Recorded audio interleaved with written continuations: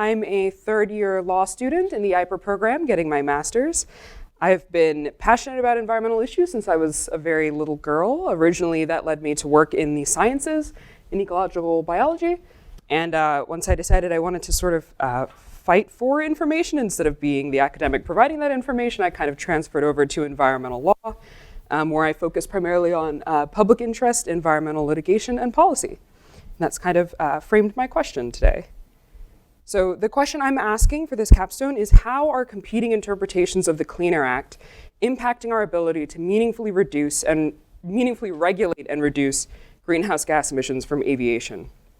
And so this question involves some technical, sort of legal questions that I'm going to get into. And in that process, I'll talk a little bit about what the Clean Air Act is and what I mean about competing interpretations and why this question is important. So jumping in, why does this question matter? Well, aviation is one of the fastest growing global sources of GHGs. The US is actually the world's largest emitter of aviation GHGs, emitting about 6 times as much as China, the second country and second, the runner-up. So it's not a very close call.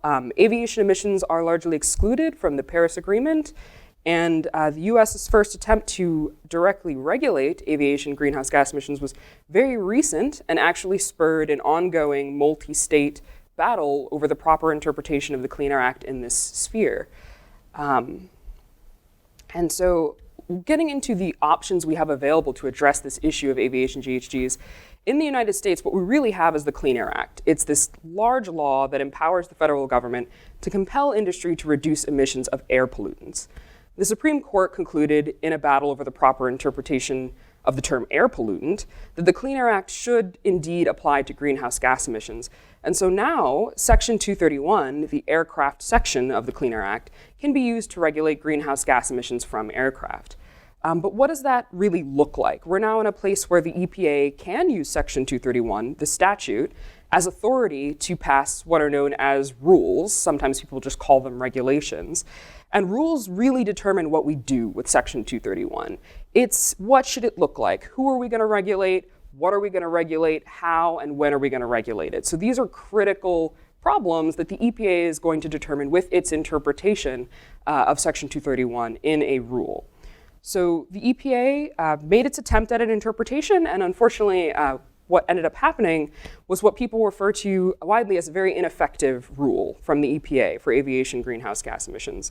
The text you see is not actually from a critique or an outside party. These are the EPA's own words, saying that they're not projecting emissions reductions, or the EPA is not projecting emission reductions associated with these GHG regulations. So on the text of their own rule, saying these are not going to result in any reductions.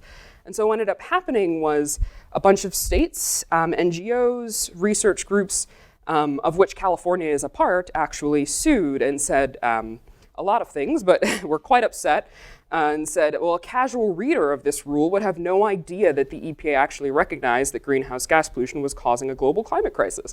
So the rule is arbitrary and capricious, which is a fancy lawyer way of saying it's illegal.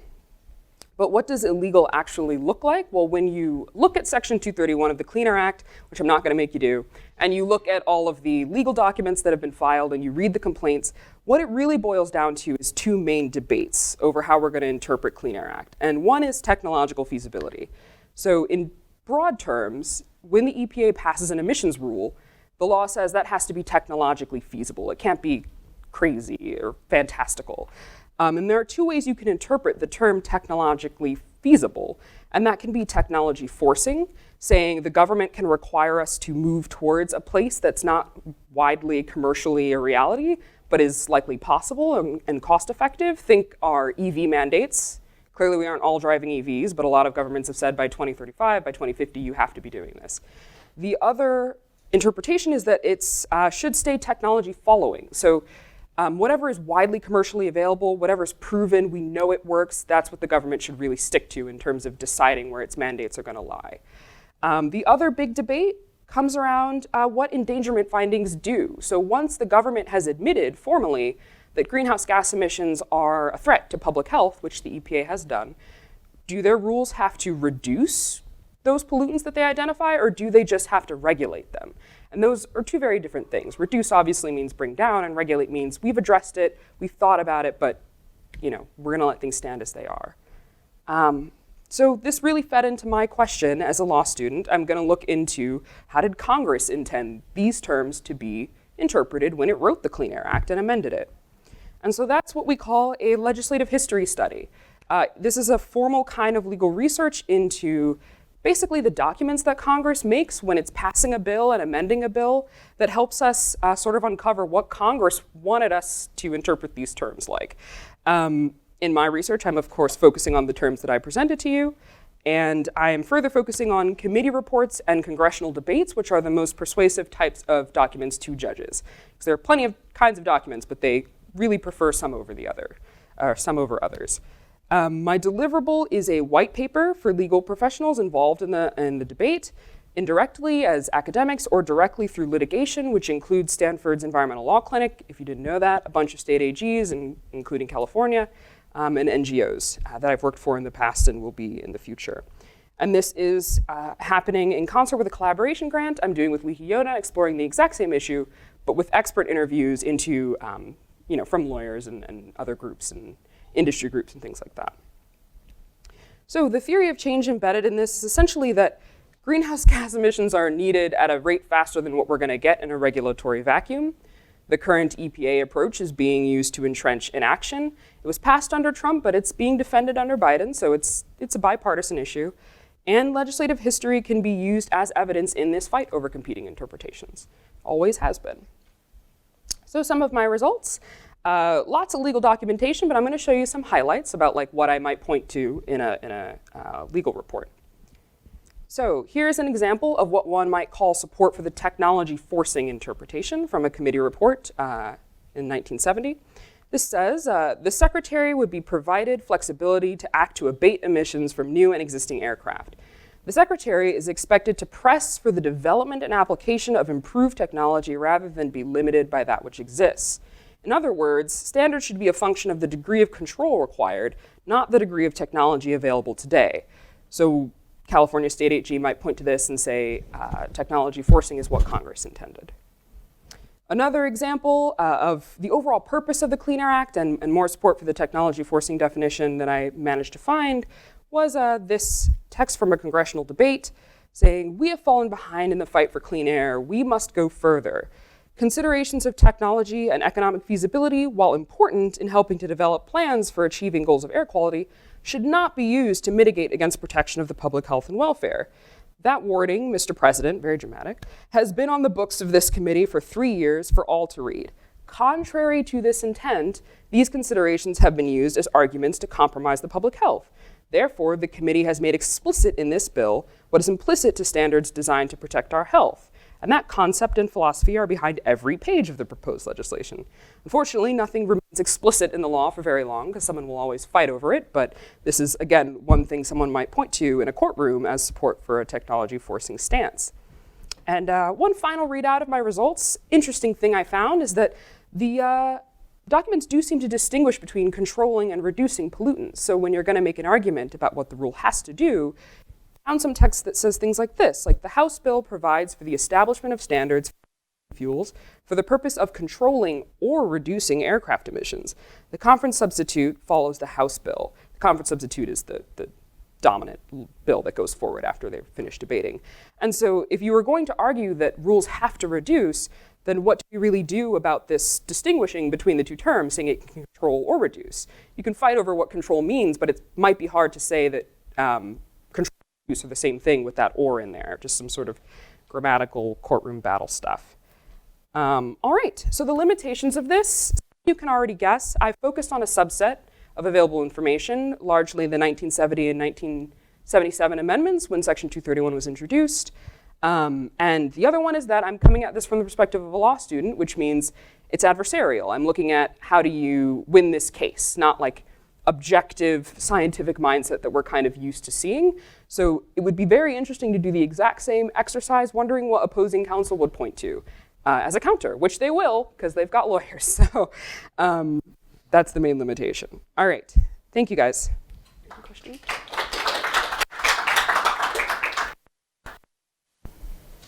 All right, yes. Great presentation. Mm-hmm.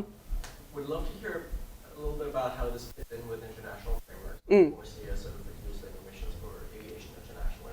Yes, I love that you asked that. I had to cut the international context entirely out to fit into 10 minutes, but one of the fun, very fascinating things about this is that this outcome was entirely dictated by international trends right now, actually.